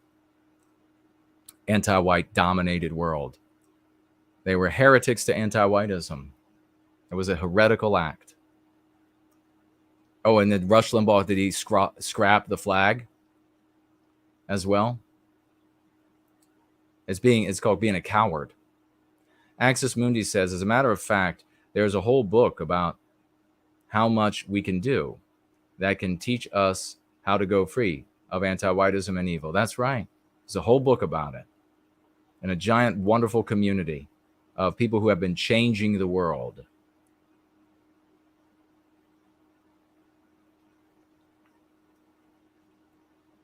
All right. Anybody who disagrees with me?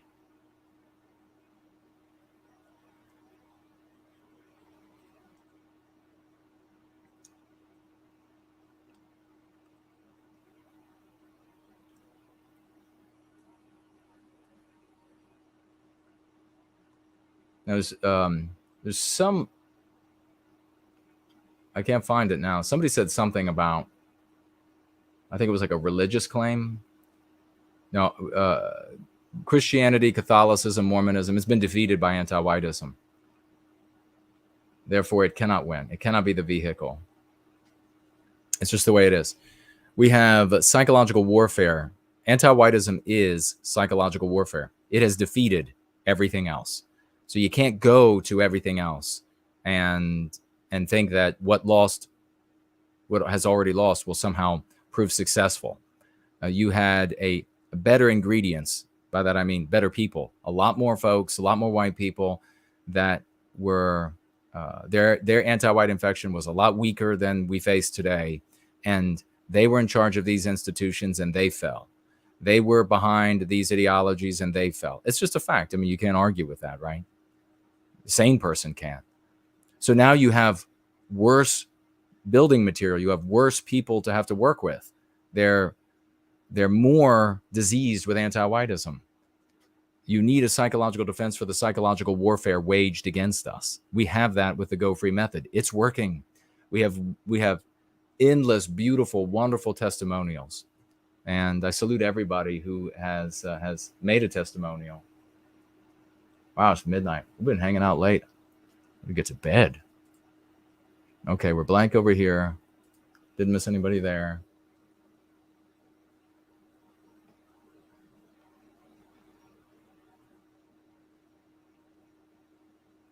Board Troll says, imagine what an electromagnet would do to that dean of Berkeley. It would fix him right up. It would fix him right up.